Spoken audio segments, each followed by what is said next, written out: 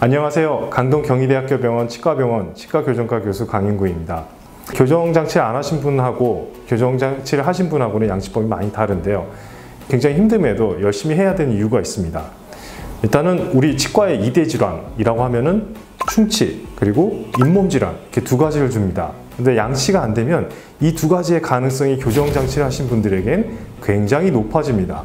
그러다 보니까 치아는 바르게 됐는데 그 치아가 망가져서 못 쓰게 되는 경우들이 발생할 수 있습니다. 그래서 여러분들한테 양치를 굉장히 잘해야 된다고 저희는 항상 모든 환자분들에게 설명드리고 있습니다.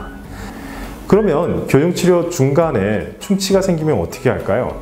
그런 경우에는 저희가 교정장치를 제거하고 충치 치료를 시행하게 됩니다. 그 다음에 다시 교정장치를 붙이게 되죠. 그렇기 때문에 치료기간이 늘어지는 그런 불상사가 발생할 수 있습니다. 근데 가장 흔하게 보이는 게 사실은 장치 주변으로 하얀 반점처럼 생기거든요. 근데 이 하얀 반점이라고 해서 충치가 아니지 않느냐는 아닙니다. 뭐가 묻은 것처럼 생각하시는데 그것도 아닙니다. 사실은 충치 초기 단계는 오히려 치아가 하얗게 변합니다. 좀 어려운 얘기지만 이제 치아 제일 겉면의 범랑질이라는 곳에서 칼슘하고 인이 빠져나가는 과정이 충치의 시작 단계인데 그렇게 되면서 빛이 반사 투과하는 게 달라집니다. 그래서 오히려 초기에는 하얗게 됩니다. 그럼 그건 괜찮은 거냐? 충치니까 당연히 안 되겠죠. 그 정도만 보여도 빨간불 들어오는 겁니다. 양치 잘해야 되고 어쩌면 장치를 떼고 충치 치료를 진행하는 게 나을 수도 있겠습니다. 근데 그렇게 심하지 않고 하얀 반점이 살짝 있는 경우다?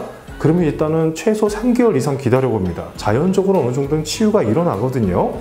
그렇기 때문에 우리 교정과에서는 교정치료가 끝나신 분들한테는 치아 영양크림을 같이 드립니다. 그래서 그거를 써주시면은 치아가 상한 부분에 칼슘이나 인 같은 것들이 좀 빠르게 다시 침착할 수 있도록 도움이 될 수 있기 때문에 그렇게 하고 있습니다만은 결론적으로 심하면은 충치치료를 해야 되고 약하면은 우리 조금 더 기다려봅니다. 회복될 수 있는지 보게 될 겁니다.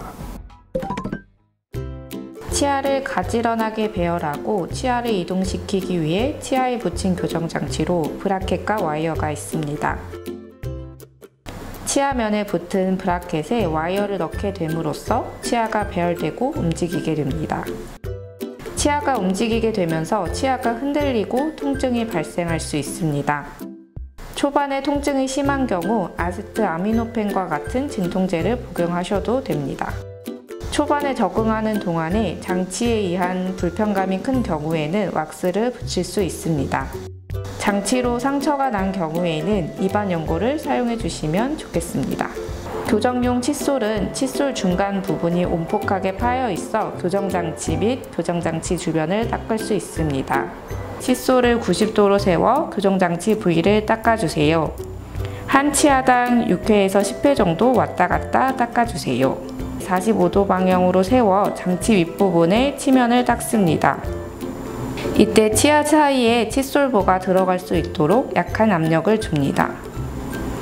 장치 아래에서 45도 방향으로 세워 장치 아랫부분에 치면을 닦으며 치아 사이에 칫솔모가 들어가는 것을 느끼며 압력을 주고 좌우로 쓸어줍니다. 씹는 면에 칫솔질을 수직으로 세워 앞뒤로 움직이며 닦아주세요. 혀 쪽 치아면은 잇몸에서 치아 쪽으로 칫솔질을 해주세요. 치간 칫솔을 치아 옆면에 약한 압력을 주어 치아 옆면을 닦아줍니다. 치료 초반에는 특히 떨어져 있는 경우가 많은데 따라서 교정 중에는 이러한 음식을 삼가주시는 것이 좋습니다.